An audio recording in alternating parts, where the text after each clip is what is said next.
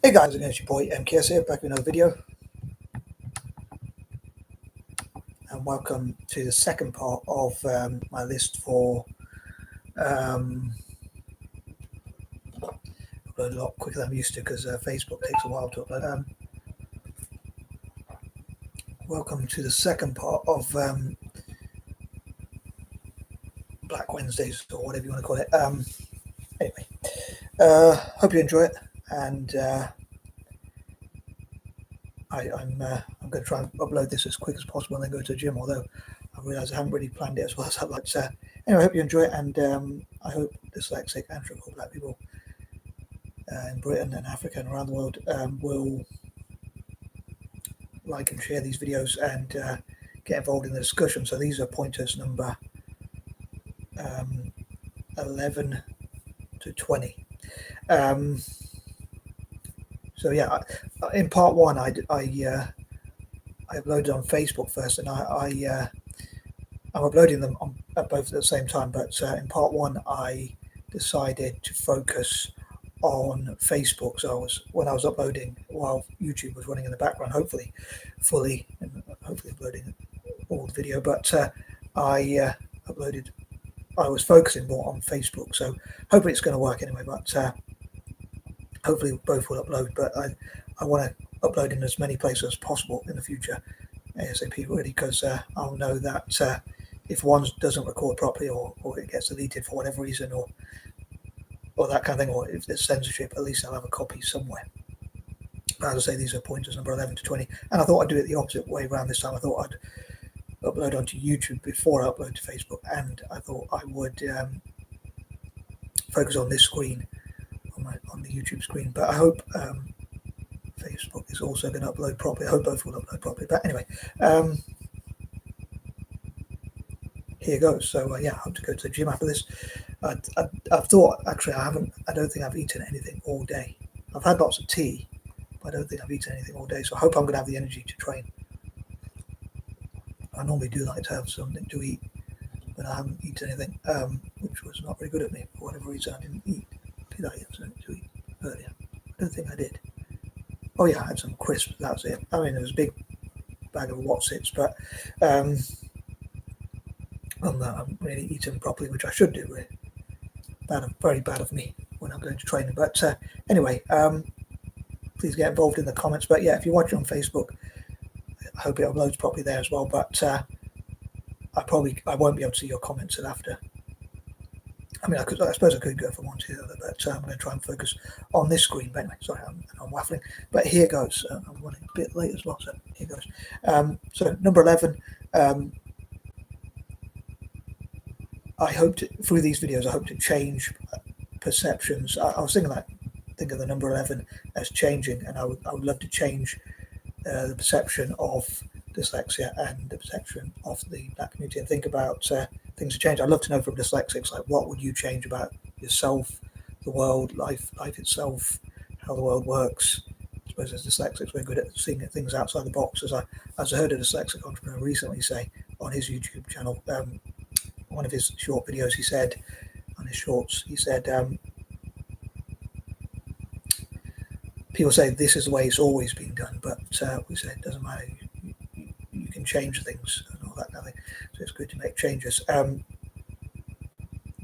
suppose as dyslexics, we see outside the box, and we can think about things we can change, which just reminded me of something I wanted to do, but hopefully I'm going to do next week, talking about the worldwide global dyslexia events and how I'd love for them to be in Africa and Asia and places like that, to raise awareness across Asian and African nations. But anyway, yeah, I'd love to know from dyslexic people what you would change about the world. What would you like your teachers and the wider society to know about what it's like to be dyslexic? And similar for the black community, like I'm talking about, like people sharing their experiences. How I'd love to interview members of Black, British, and African communities, people in Britain and across Africa, in terms of your experiences. Who's Black watching out there for Black History Month?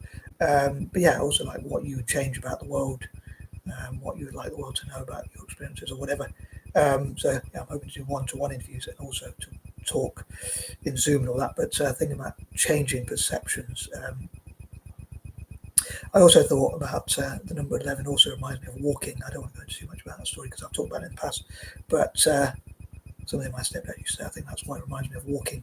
But I thought there could be walking groups, dyslexics could be part of walking groups to walk with each other and encourage each other to keep fit, and also that community. Again, whatever I talk about for one community could be done for the other. But next week, I'm hoping to focus, next Wednesday, I'm hoping to focus specifically on black poets, the week after, specifically on black artists, and then after that, on black writers, specifically for each of those 3 weeks.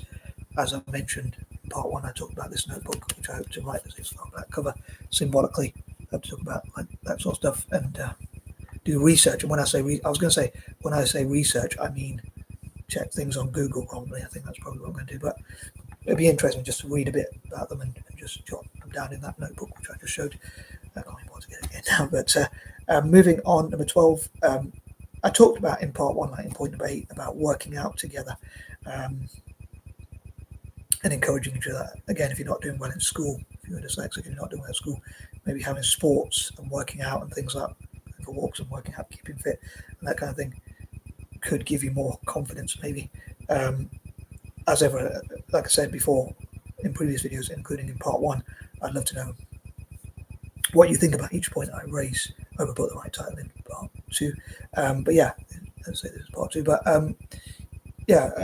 I'd love to know what you think about each point I raise. I was going to say something in point number 11, but I think we're going to wait till point number 21.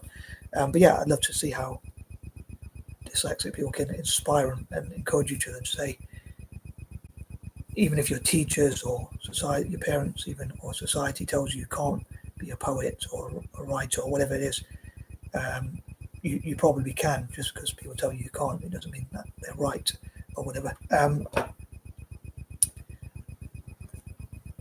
And again, same sort of thing for the black community. Maybe hopefully in December, each Wednesday I'll cover the dyslexic version. So I say like the first Wednesday of December, if I remember, all being well. I don't have memory problems, but hopefully I will find somewhere to write up, even if it's like a post-it note or whatever, or a notebook or something I can find, or wherever I can write it or type it or whatever, to talk about 40 dyslexic poets, artists and writers on each consecutive week.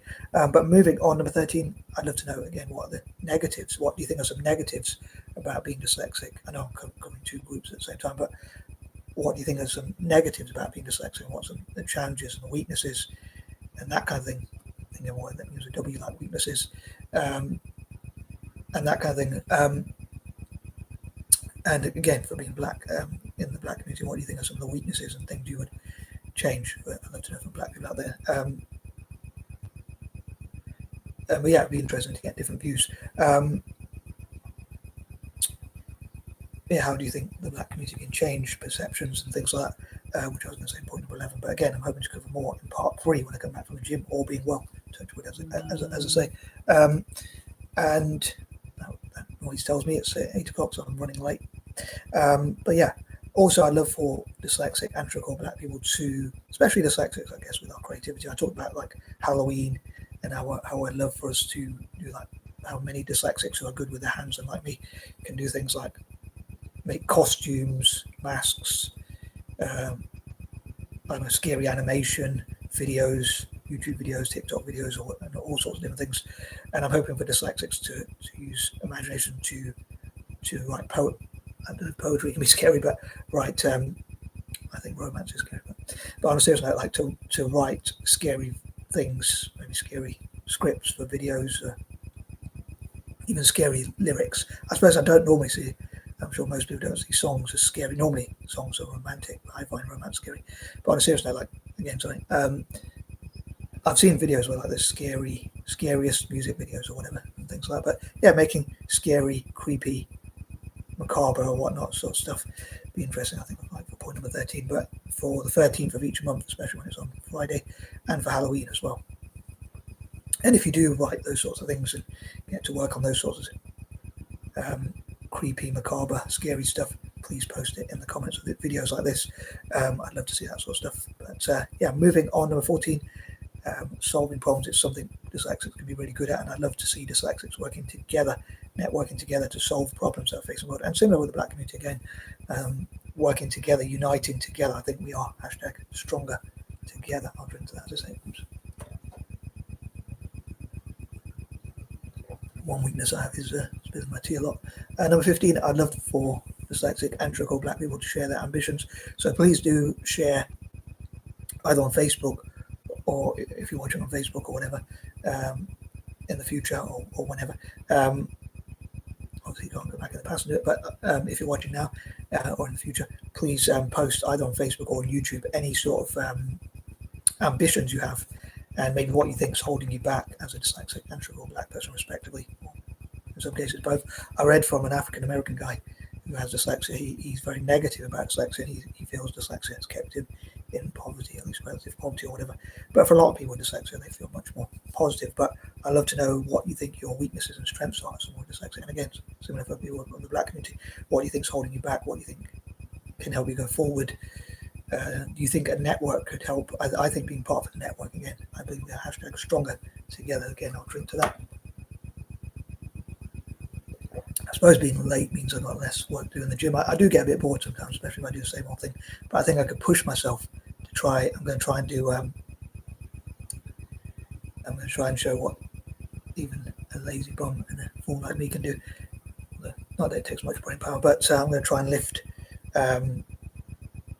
Start with about 10 kg maybe, and then move up to 20, or maybe start with 20, and then do 30, 40. See if I can get up to 45, and one day even 50.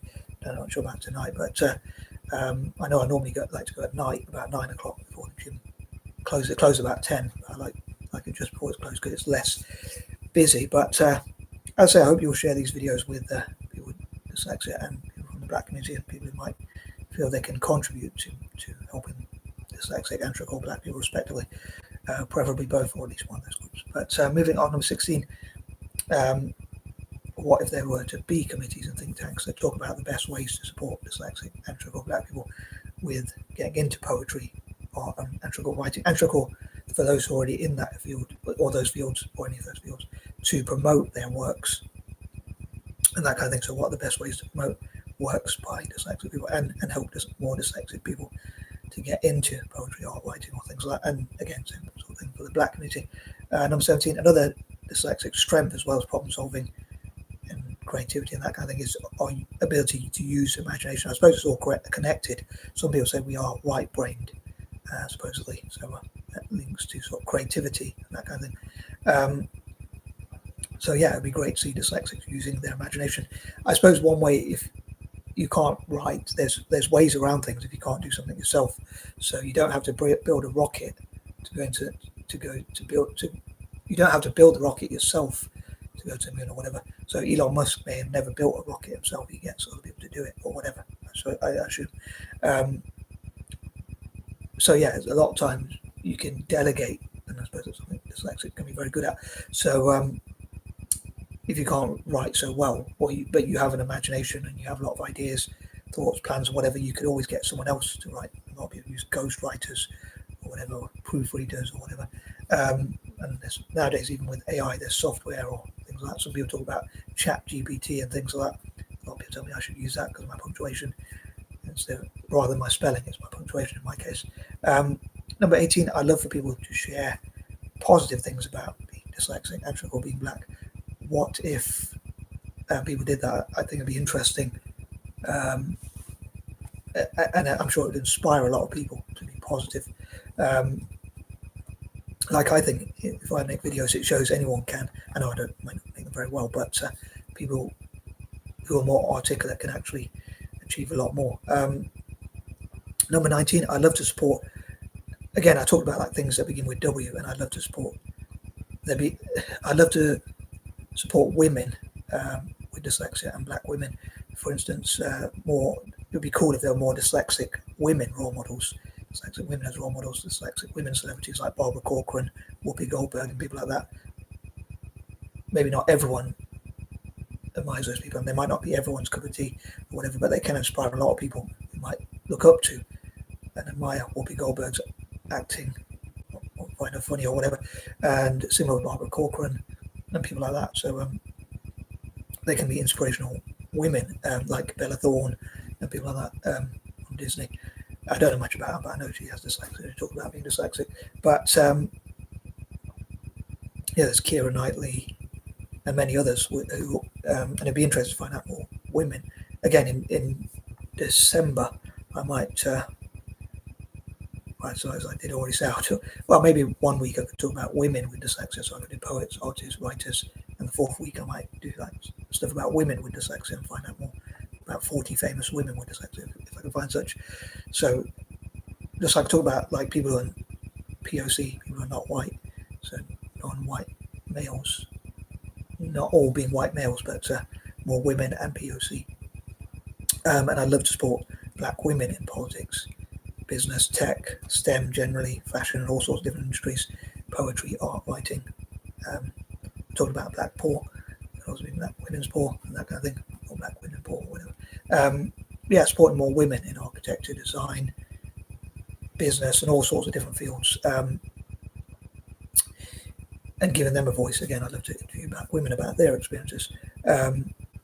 I may not always agree with everything, but it'll be good to give them a voice, even if we don't always agree or see eye to eye, from one minority to another, as a wannabe ally and supporter. So I hope I become an actual ally and supporter, an actual effective one. So I hope my work or plans make a genuine difference. I say I'd love that to be part of my life's mission, purpose, or whatever. I use those terms interchangeably: life's mission / purpose, or you can even say legacy, if I dare say that. I'd love to hear more from women with dyslexia and black women about their experiences and in different fields, and how to help them in different fields, how they can mentor and inspire each other and network together, and how being part of a network can help them as well. And number 20, helping more, as I say, more dyslexic and struggle black women as poets, artists, writers, architects, designers, engineers, and all sorts of different things, business women, politicians, and whatnot. And so much fumbling again, you might have heard that. Anyway, can't think of much else to say, but as ever, please do feel free. It's probably for the best, and I probably should shoot off once I finish this tea.